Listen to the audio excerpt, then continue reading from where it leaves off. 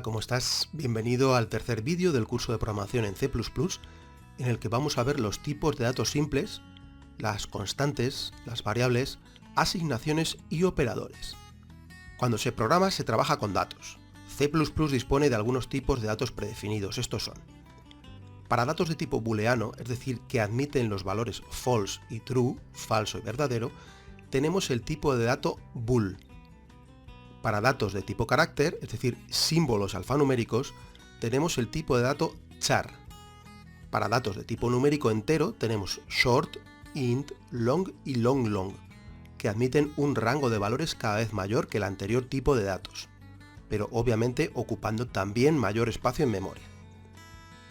Para datos numéricos en coma flotante tenemos float, double y long double, siendo este último el tipo de datos que admite un mayor rango de valores y también, claro está, el que más espacio ocupa en memoria.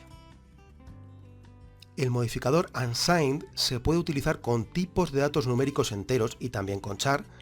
Con él se consigue obtener un tipo de datos que solo admite números positivos, y el 0, para aumentar el rango de valores positivos que admite.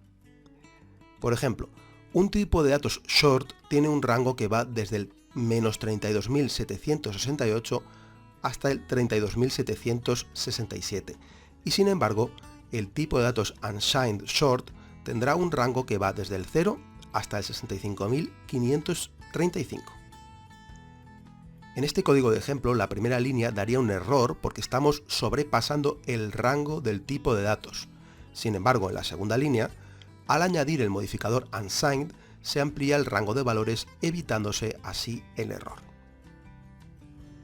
Las constantes son datos que no van a haber alterado su valor a lo largo del programa.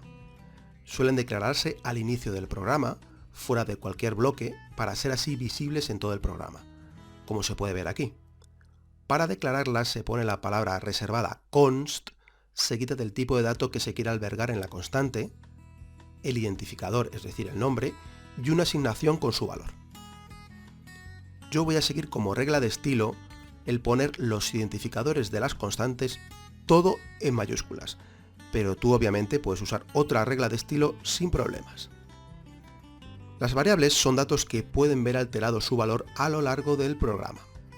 Se declaran indicando el tipo de dato, después se pone el identificador, ya sabes el nombre, y su valor asociado después del símbolo de asignación. No es realmente obligatorio inicializar la variable con un valor nada más definirla, pero hay que ser conscientes de que si no se le asigna un valor, no es que su valor sea nulo, es que es indefinido y eso puede traer problemas. Aquí tenemos un ejemplo de declaración e inicialización en la misma línea. Aquí tenemos un ejemplo de variable declarada sin inicializar, que tendrá un valor desconocido. Aquí una variable a la que se le asigna como valor inicial el resultado de una operación matemática que dará un resultado de 20. Y aquí dos ejemplos de inicialización uniforme que yo no suelo usar, pero que quería que al menos conocieras. En el primer caso se inicializa la variable con un valor de 45 y en el segundo caso con un valor de 0. Aunque los identificadores ya han sido nombrados anteriormente un poco de pasada, eso sí, me gustaría detenerme un poco más en ellos para profundizar en algunos aspectos. Bueno, por ejemplo, ya sabemos que los identificadores son los nombres que se les da a las constantes y a las variables, a todos los elementos, pero de momento conocemos las constantes y las variables. Conviene que sean lo más explicativos posible para que indiquen por sí mismos el uso que se les va a dar. Reglas que hay que seguir a la hora de elegir un identificador. No se pueden usar palabras reservadas como identificadores. Deben de comenzar por una letra o carácter de subrayado. C++ distingue entre mayúsculas y minúsculas. Y no deben usarse caracteres extraños como la ñ, tildes, puntos, comas o espacios en blanco. Para identificadores de variables con más de una palabra, yo usaré una convención de nombres tipo lower camel case, que consiste en poner las iniciales de cada palabra con mayúscula, a excepción de la primera palabra. Aquí tenemos algunos ejemplos de identificadores válidos. El ámbito o alcance de una variable es la parte del programa en la que ésta es accesible o visible. una variable quedará visible dentro del bloque donde sea declarada, es lo que se llama variable local. Pero si es declarada fuera de cualquier bloque, entonces será visible en todo el programa, desde la línea en que fue declarada, claro. A esto se le denomina variable global. Se prefiere el uso de variables locales y no abusar del uso de variables globales. Se aconseja también la declaración de variables en el punto del programa en que éstas van a ser usadas, en vez de ser declaradas al inicio del bloque, a no ser que el programa sea muy cortito. Aquí observamos la declaración de una variable de tipo global que queda visible para el resto del programa. Y aquí de una variable de tipo local que solo estaría visible dentro del bloque donde ha sido creada. Realmente en este ejemplo no habría diferencias entre el ámbito de una variable y la otra, porque el programa solo tiene una función. Pero si hubiese más funciones, la variable global sería visible desde todas ellas y la variable local solo en la función donde ha sido declarada. Una sentencia de asignación se utiliza para almacenar en una variable el resultado de la evaluación de una expresión, que mezclará operadores y operandos. Ya hemos visto con anterioridad algunos ejemplos. Las asignaciones tienen que contar obligatoriamente con un operador de asignación igual. A la derecha del igual vendrá la expresión y a la izquierda la variable donde se va a almacenar el resultado de la evaluación de esa expresión. Cuando aparezca más de un operador hay que saber que existen reglas de prioridad, coincidentes con las de la aritmética habitual, y que también se puede hacer uso de paréntesis si queda alguna duda en cuanto al orden de prioridad. Aquí podemos ver un ejemplo de asignación en el que se hace uso de paréntesis para mejorar la comprensión del orden de prioridad de las operaciones. En estas tablas tenemos los principales operadores aritméticos, relacionales y lógicos, sobre los cuales realmente hay poco que explicar, así que ya iremos comprobando su uso en los ejercicios. En C++ existe la posibilidad de abreviar algunas expresiones de asignación, como por ejemplo esta de aquí, que es un incremento del valor de la variable en 1.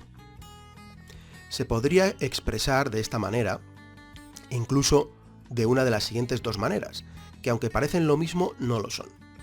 Para ver la diferencia, analizaremos las dos siguientes sentencias que escribirían el valor de la variable i por pantalla. En el primero de los casos se escribe el valor que tenga la variable i y se incrementa su valor en 1 después de haberla escrito.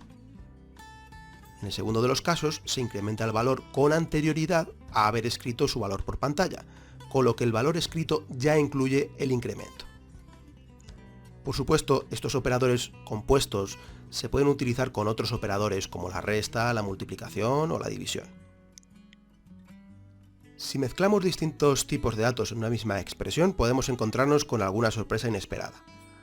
Dentro de la misma expresión, C++ intentará promover todos los datos a los de mayor precisión para no perder información.